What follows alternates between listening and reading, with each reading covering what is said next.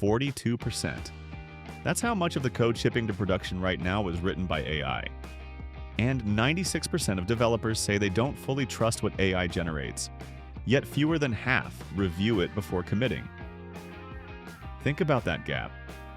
Code is being manufactured at industrial scale, and the quality inspection line is empty. The industry calls this verification debt, and it's compounding fast. By 2027, AI will generate 65% of all committed code. Human developers can't possibly review it all. The math doesn't work. So who reviews the AI? Another AI. But not just any AI. A purpose-built verification system with 7 layers of analysis, a sandbox that actually runs the code, and a confidence framework that knows when to say, I don't know. It's called the AI to AI Code Review Protocol. And by the end of this video, you'll understand how it works, why it matters, and the one design flaw that almost killed it. Here's the core idea. AI code doesn't fail the way human code fails. Human bugs look wrong. AI bugs look perfect until they break in production because of a subtle assumption nobody caught. That's why this protocol uses 7 verification layers, each catching what the previous one can't see. Layer 1 is structural. Does it compile? Does it pass the linter? If it fails here, everything stops. Gate closed. Layer 2 is functional correctness, where AI code fails most often. The reviewer traces every execution path and generates adversarial tests designed to break the code. Including mutation testing, introduce small changes and see if tests catch them. If they don't, your coverage has holes. Layer 3 checks architectural fit. AI loves producing what we call island code, modules that work perfectly alone but don't match the system they're joining. Right answer. Wrong architecture. Layer 4 is failure mode analysis. What happens when the database times out? When memory runs out? AI code is obsessed with the happy path. Layer 4 systematically imagines every way the code can break. Layer 5 is security. Roughly 45% of AI code contains vulnerabilities. Layer 6 checks production readiness. Can this be monitored and scaled? And Layer 7 asks the deepest question. Does this code actually deliver what was requested? We'll come back to Layer 7. It nearly broke the entire framework. Reading code isn't enough. The most dangerous AI failure is code that looks correct, but fails when you run it.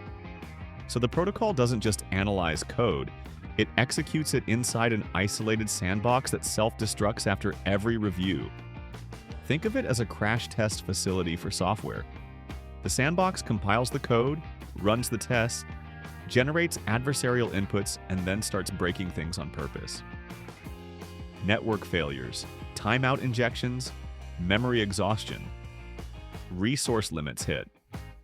If the code survives, it passes. If it doesn't, the reviewer knows exactly how it fails. With evidence, not opinion. And the entire environment is ephemeral. It spins up in seconds, runs everything, reports back, and self-destructs. Nothing persists between reviews. Not every layer needs the same AI. Checking compilation, any model works. Imagining cascading failures, that needs the most capable reasoning model available. The protocol matches model power to task difficulty. There's a principle behind this. The reviewer must be at least as capable as the generator. Verification is harder than generation. A weaker reviewer shares the generator's blind spots. But here's what matters most. Every finding comes with a calibrated confidence score. A compilation failure is confidence 1.0. A suspected logic error might be 0.7. A vague concern, 0.5. The system is built around one rule. A reviewer that says, I don't know, this needs human eyes is infinitely more valuable than one that sounds confident and is wrong. Below 0.4 on anything critical, it doesn't guess, it escalates. Remember Layer 7? The one that checks whether the code delivers what was actually requested? It almost broke the entire protocol, because most AI coding starts with a prompt, not a specification.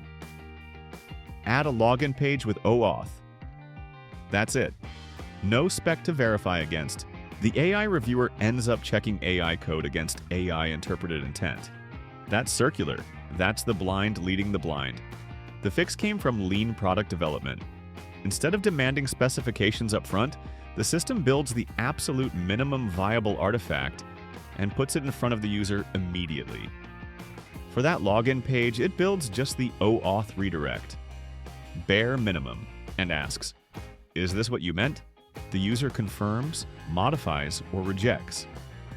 Each response generates the specification retroactively from human reaction, not AI interpretation. If the user says yes, that's the right flow, that confirmation becomes a concrete, testable behavioral contract. If they say no, I needed SAML, not OAUTH, that rejection becomes a negative specification. The system learns what the user actually meant by watching what they accept and reject. Then the next feature ships, and the next, one at a time, each validated independently. By the time the implementation is complete, the system has a behavioral contract built entirely from user confirmations. The specification was never written, it was discovered. 7 layers of verification: sandbox execution with chaos engineering, calibrated confidence that knows its own limits, and specification discovery through minimum viable artifacts. When you connect all of this, one thing becomes clear. The verification crisis isn't a technology problem. It's a systems design problem.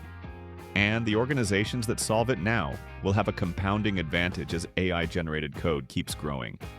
This isn't about removing humans. It's about putting humans where they belong, making the high judgment calls. While AI handles the 80% of verification that's systematic and repeatable, here's your signpost. Any AI code review tool that gives you findings without confidence scores, without the ability to say, "I'm not sure," is a tool you can't trust at scale. That one feature separates verification theater from real infrastructure. We've automated code generation before we've automated code verification. That's a factory producing 1,000 cars a day with no quality inspector. The question isn't whether we need this. The question is whether we build it fast enough. Which of these 7 layers do you think matters most? Drop your answer in the comments. Click like and subscribe.